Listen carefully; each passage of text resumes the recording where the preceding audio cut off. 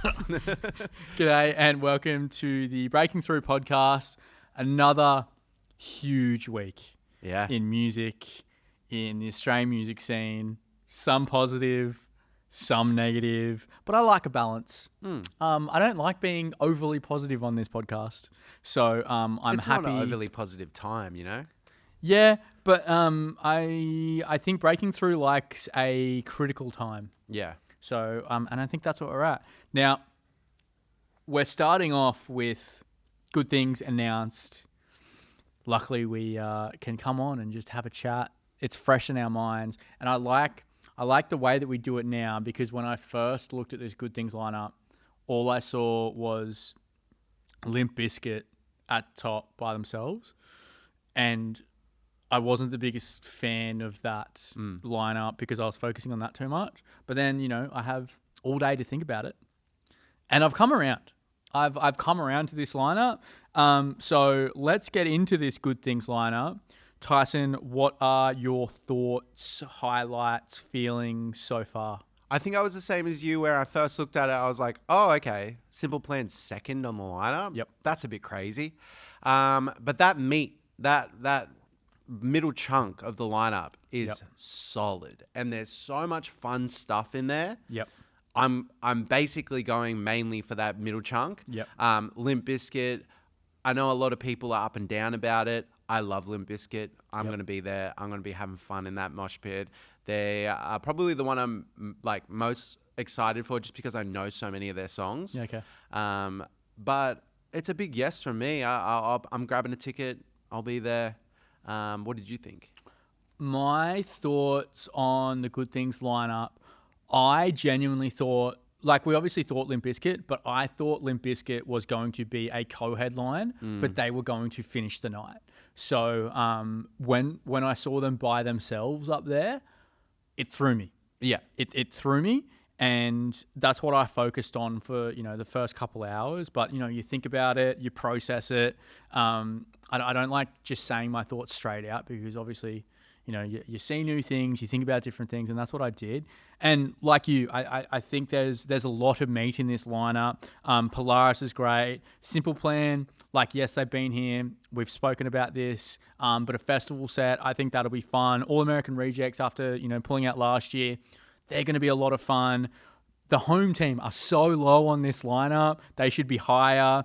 And Bill Murray, obviously, we kind of knew that was coming. There's a lot of meat. Yeah. And we talk about festivals having meat. And there's a lot of sets throughout the day that are going to be fun. But I do agree that it might be a little bit too soon for Limp Bizkit to come back. I know they're having a resurgence, but I think 3 years may be a little bit too soon.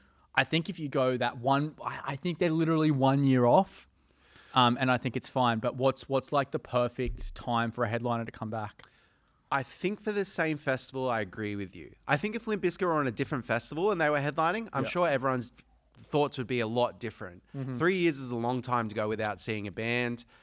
Last time they were here, they were second to Fall Out Boy. Now they're headlining. They've had a big resurgence. I've seen interviews with Wes Ball and the guitar player, and he's saying that they're the most popular they've ever been at the moment. What's the resurgence due to? What's the Limp Bizkit resurgence due to? Because they weren't always a headline band. What is it that we're seeing that's made people? Is it just Gen Z going, fuck, Limp Bizkit's pretty good? I think it is actually just Gen Z hopping on board.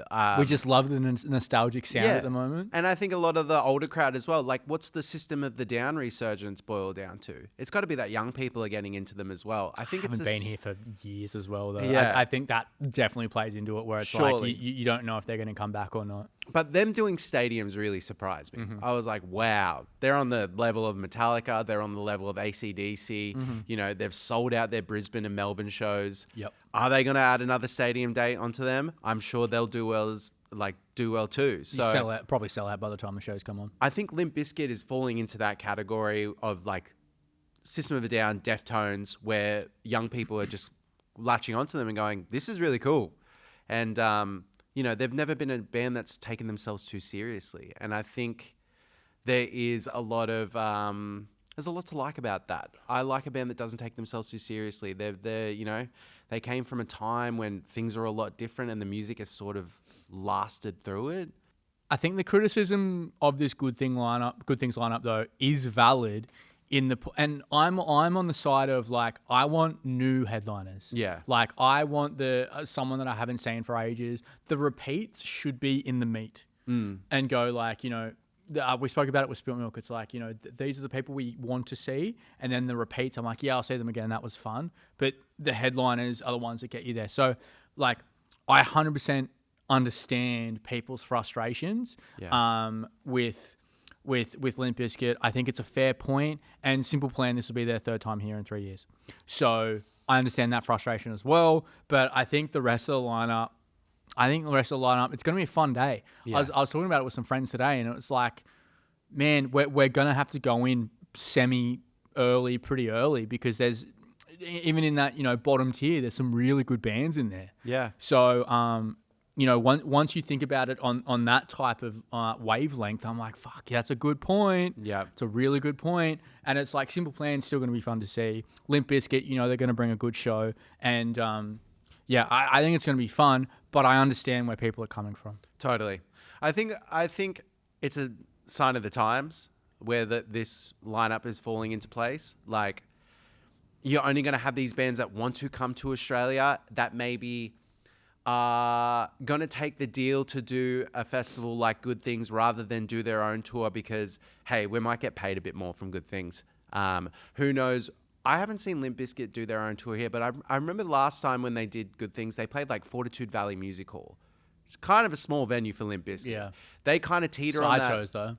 That's true. But like, are they an arena band now? Well, we don't know. They've always done festivals in Australia, going back to Soundwave, going back to Big Day Out. I don't remember the last time that Limp Bizkit did an actual Australian tour. They seem to be a festival band. Yeah, I think it's and I want to give props to Good Things as well. On every lineup is leaking from either a screenshot or outlets doing it an hour early or whatnot. But Good Things saw what was happening. It was leaking like a sieve, and they went early. They went. You know what? It was. I think it leaked at like 9:00. It was out by 9:20. I think that's the way to deal with it. I think you can't help if something leaks, but you can deal with how much of it leaks. Yeah. And I really want to commend Good Things for going, we've got it. We don't have to wait that extra 40 minutes, because that 40 minutes would have been crucial. I reckon maybe only 30% of people would have seen that leak, because my DMs were fucked. Yeah. So it's like, if you'd waited that extra 40 minutes, the whole excitement would have died down. So I really enjoyed the adaptability of Good Things, just going, yep, let's put it out. Props to you, Good Things, for doing that. But yeah, I think also the price point as well, only going up $5. Yeah. Where everything else has been going up 10, 15%. That's way less than that. So props to that on the price point as well. It's still bang for your buck, this festival. Like, if you break down all the bands you want to see, like I usually do when a festival comes out, I'm like, all right, there's 5 must-sees on there for me. It works out to be $70 an act that I'm spending my money on. Yeah. Sounds good to me. I'll be paying more if they came all by themselves. And in the meantime, I can go check out these other acts like, Grinspoon, Speed, like all these acts that I'm kind of into, but I probably wouldn't pay for a ticket to go see them at a show. That's where the value comes in. So I'm stoked. I'm going to have a good day. I hope we see some people out there that we know. Yeah. And yeah. Yeah, I think Breaking Through is getting... we're starting to get an older audience now as well, because obviously this is probably the most I've ever covered Good Things. And the Facebook crowd is coming in. So, yeah, I think the next Good Things we go to... it'll be interesting dealing with the crowd. Yeah. It'll be like, usually I get that, hey, are you the Breaking Through guy? I know I'm going to get some 50-year-old bloke go, Oi, you're that dude off TikToks. You're off the Facebooks. Your System of the Down coverage was great, mate. Mate, those prices were fucking ridiculous. I know I'm going to get that, which it'll be a change of pace, which would be... Who are your highlights that you're keen to check out at Good Things? The home team is probably up there. Okay. Polaris as well. They were like the first type of gig I went to in that genre. And I remember I saw them in Sydney, and we just got free tickets, and it showed me that they're probably it showed me that, you know, that genre of music is probably the kindest. Just the way that they look after each other. Like, you go to other, you know, I won't single out a genre, but you can see it's like very selfish. Not with that genre, man. Yeah. And I've always had a soft spot for it and those type of fans, and Polaris showed me that. Yeah. So I think Polaris and the home team, and I mean, I've come around to Simple Plan. Yeah. I know I was talking shit a couple of weeks ago, but I'm on board. Yeah. So they're my Bangers. three. They got They're my bangers. three. I Yeah. know you're gonna know most of the set. You know? Genuinely, like I was going through their Spotify the other day, and I was like, fuck, I know all of these songs. Yeah, yeah. They do the Scooby-Doo theme. Yeah. But yeah, like you're saying, man, the hard rock like fan base is a really good fan base. I've talked to venues before, and I'm like, what kind of genre what kind of genre is the best to get in here? Hard rock. They say all the fans are respectable. Yep. Everyone looks out for each other. They're well behaved. Yeah. Compared to like country fans, they get too drunk and like run amok. Like, Rap fan. Okay, well, for singling them out, rap fans. They just do not look after each other. no. So it's like, yeah, it makes me have a soft spot for that genre, because I've seen it, and it's like, you know, you're moshing, yeah, you can get injured, but if someone gets injured, everyone's like, fuck, all right, we need to help them out. Yeah. Always applauded that. Yeah. So it's going to be fun. I love going to good things. So this will be another year where I'm having a good time. And it's like, I'm always not worried, but it's just like, when we talk about festivals, when we talk about tours, we're not talking negative. It's just like, we're talking critically. It's Australian music media, I think, is dying because they all have the same opinion. Yeah. And if it's like, if you say this lineup is absolutely stacked with so-and-so, so-and-so, and so-and-so, and then you can see all the discourse, you need to acknowledge it.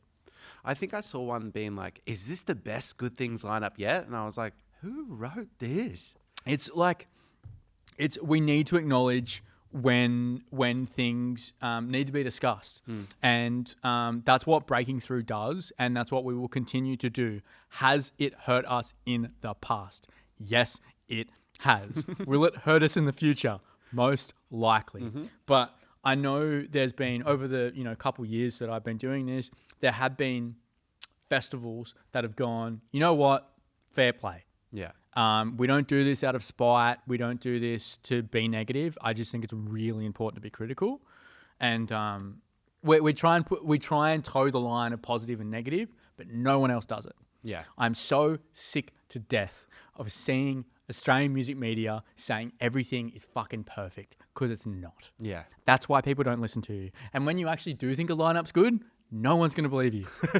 It's true. It's true. It's like you're being paid off. It's like, we see through it. You're probably getting paid from the festival to write this puff piece on it. You need some real voices in there. Yeah, and even like people are like, oh, you're only saying this because you get paid. One, no, I don't. And two, if I did, I'm not going to change my content. Yeah. Like, my content is going to stay, like my announcements, my views and all that type of stuff, they're going to stay the same. Because I would like to, keep my integrity as much as I can. Money does help though. Before we get into Laneway and things going on there, right. Tixel is our podcast sponsor. Buying tickets from a stranger shouldn't feel like a gamble. Tixel is Australia's leading ticket marketplace. With Tixel, prices are capped, tickets are verified, and you're protected if anything goes wrong. So whether you're chasing the gig of the year or selling a ticket you can't use, do it the safe way with Tixel. I saw someone in my comment section the other day, a couple of days ago, going, I have been trying to get Slater tickets for months, and they just got one off Tixel. Ooh. It's the only place that we recommend. If something goes wrong with your ticket, you get a refund. That's why I recommend them. I cannot stress that enough. Oh boy, Tyson. This Laneway situation with locations, we literally predicted this 6 weeks ago. This is we're right about everything podcast. Limp Bizkit, Laneway. We should be a lot more smug in this episode. We're holding back. We cannot be.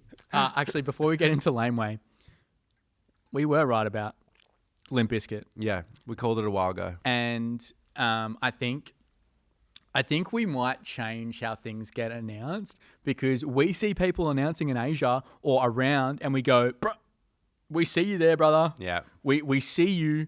You're coming to tour. Simple Plan, we saw that coming. Limp Bizkit, we saw that coming. Maybe it's not 100% because MCR is obviously in this area. Yeah. We don't know what they're doing. But maybe these tours have to get announced differently. But I don't want to say that we told you so. Yeah. But like, we're using information that we see to make these decisions. So we're not talking out of our asses when we make these predictions. Like and subscribe for more. Yeah, 100%. Now, Laneway. Oh, boy, I'm sorry. I am so sorry that we predicted this. Mm-hmm. But give me your initial thoughts on when you saw this. Well, kind of expected it. I've heard in the past that Adelaide and Perth barely profit when it comes to Laneway. I heard it kind of like... it all comes out in the wash, sort of, if it's a successful run of shows. Yeah. But I've heard that they're tough markets. Yeah. So always kind of expecting it. Sucks for everyone in Adelaide and Perth. I'm sorry, you guys. But I think the backlash from it, and like, I feel bad for you, Adelaide and Perth. I really do. But some of you acting a fool up in the comment sections and saying stuff that you will regret one day, and it makes you come across as foolish. I'm sorry. But it does. You don't know what goes into these things. You don't know how hard festivals try to come to your cities. And it just never works out. So... not... man. I've been so close over the past 24 hours on singling out some of these comments and going, this is fucking disgusting. Yeah. Like, the Laneway comments that... they have been getting. I'm not saying you're not allowed to be frustrated, disappointed. You're obviously allowed to voice that, but some of the comments that people have left on there, the Laneway team would be reading this, and that's absolutely disgusting for them to read. Yeah. Absolutely disgusting over a festival location being cancelled. I know that sucks. I love Laneway. It's probably my favorite day of the year. I get that, but you guys are bringing in some really serious issues and putting it on Laneway. That is not fair. Yeah. And it just makes other cities like kind of look at you and go, well, good. I'm glad it's not coming to your city anymore. You deserve to like stay out there. And like, this isn't talking about anyone that's like genuinely sad and kind of like you're allowed to be sad. You're allowed to be sad, but just don't. Yeah, I don't want to get into it too much. But obviously, it sucks for Adelaide and Perth. I hope they come back in the future. Am I expecting it? Not really. This is the thing where I will agree with people on with Laneway. I didn't like the post that they put out. They could have written it a bit better. It was broad, and it's like, when you're delivering bad news, it's going to be bad news anyway, but you need to soften the blow. Yeah. And I'm sorry, but saying that, like, you know, we're taking a break, or, you know, we've got to give a break to the artists and teams. Like, sure, but like, you could do that for other locations. Tell us exactly why Adelaide and Perth is missing out. Yeah. Because just saying that, you know, we love you. It gives opportunity for acts to do headline shows in those locations. We need more than that. Yeah. This isn't just to Laneway. This is to every festival. When you deliver bad news, you need to give as much information as you can. Stop with this broad shit. Yeah. Because you're going to get blowback anyway. And if you get blowback from 60% of people, you can minimize that by 10, 20, 30% if you help them understand. Which that's a criticism of all festivals at the moment. Yeah. Which it sucks. It genuinely does suck. And I've had so many conversations over the past 24 hours of it. And there's so many different theories and stuff going around. And if you just came out and, you know, not exactly why, but more information, then we can all direct that. There's been comments in my videos going, government needs to fund it. Yeah. Government needs to fund it. That's where we should be focusing our energy. Governments need to fund festivals better. Yeah. That's where we should be focusing the energy. But it's all like, fuck you, Laneway, absolutely disgusting things to Laneway. They're not the only one to leave Adelaide and Perth. Yeah. They're not the only one to do this. This is a industry-wide issue. So maybe it's not a like, fuck you, Laneway. It's like why is this happening to everyone? Why are we missing out for everything? Yeah. That's the better conversation to have. And that's the conversation that needs to be way bigger than what it is. Totally. You're pointing your fingers in the wrong direction, basically. Mm-hmm. Because if you're praying for the downfall of these festivals, the last remaining ones we've got left, especially when so many international bookers, when they look at Australia, they want to come to a festival that they trust. Yep. Apart from Laneway and a couple of the other festivals, they're all new festivals that don't really have much of a reputation. Yep.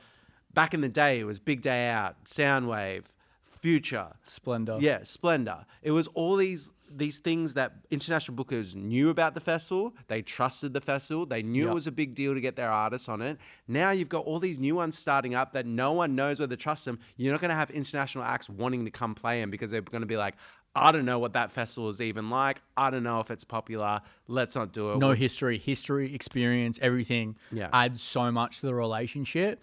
So, like, what do we have now that is like, yep, we trust the festival. Good Things we trust, BTV we trust, and Laneway we trust. Yeah. Is that it?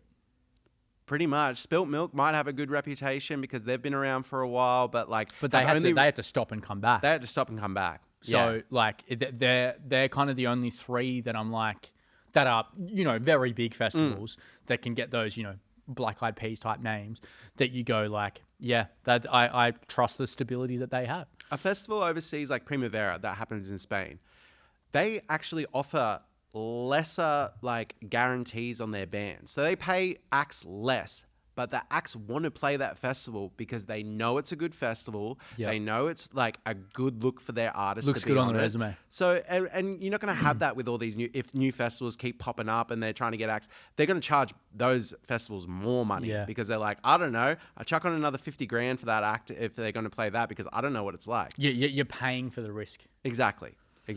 Yeah. The decision with Laneway to cut out Adelaide and Perth, I know people aren't going to want to hear this, but I think it future-proofs the festival. Yeah. I think it helps them for the near future because the festival scene, yes, there's some festivals doing well, but, they're one location festivals, man. Yeah. So doing national touring festivals, that's the most risk. I think, for right now, it helps them into the future.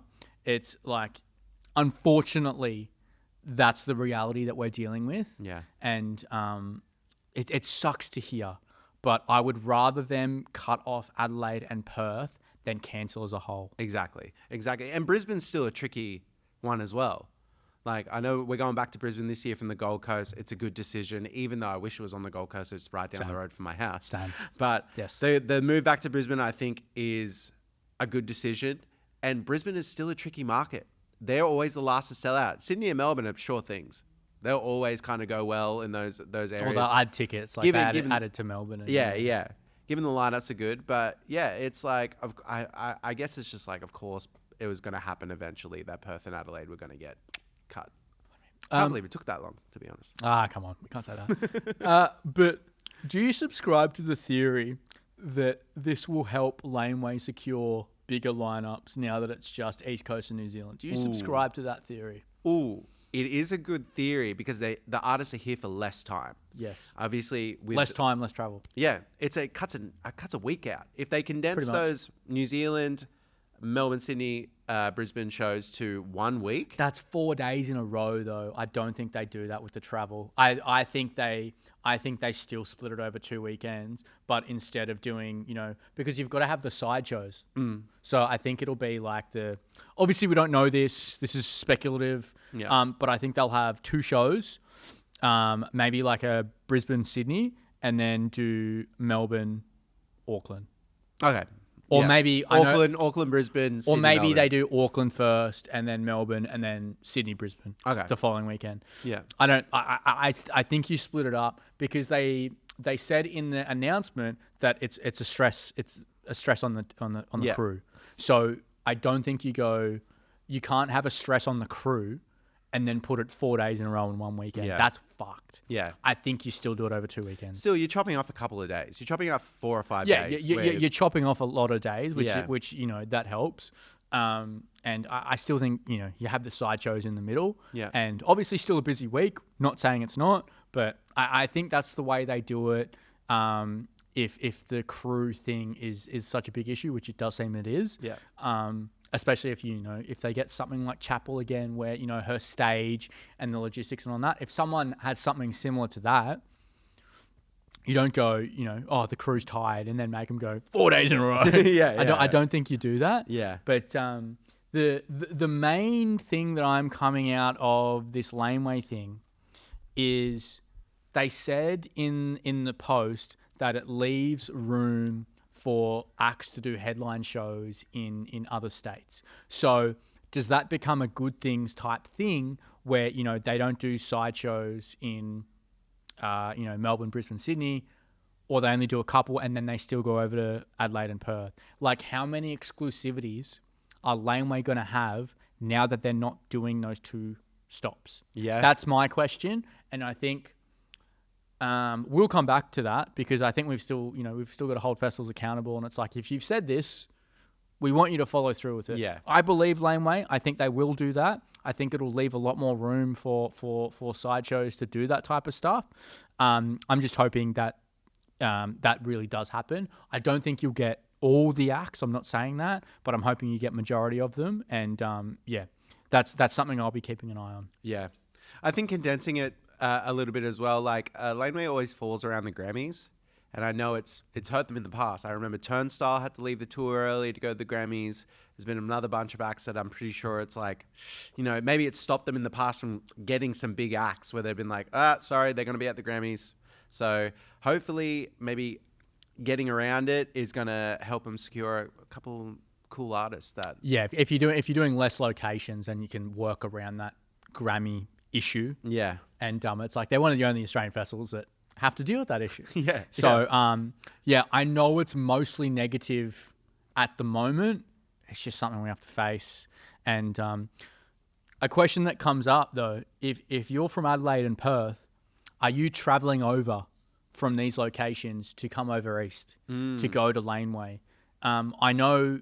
I think the negative press on this just shows how much Laneway is loved. Yeah. And that's a positive I'm taking out of it. But is there enough love to come over east? Yeah. And I think it makes sure that these shows in Australia, they 100% sell out because you're chucking on an extra, couple thousand from each location onto Brisbane, Melbourne, and Sydney. I think it just helps them sell out.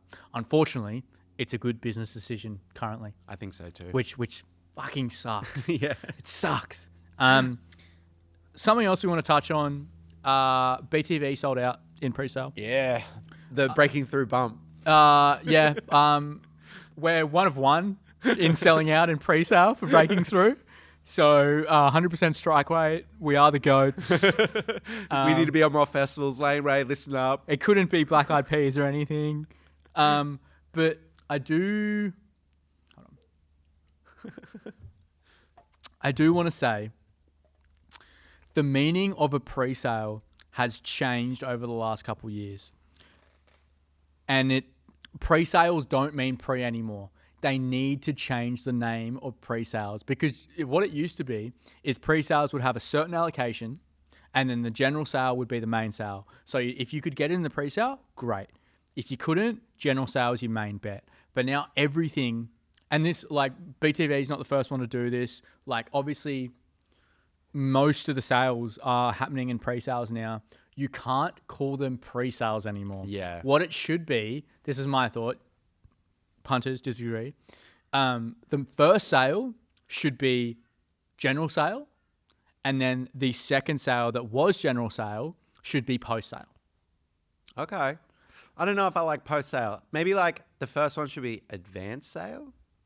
But like, if you're selling, if you're selling most of your tickets or all of your tickets, it's not advanced. It's the main sale. Yeah. So you can't. I don't think you can call it that. It's like general means the most.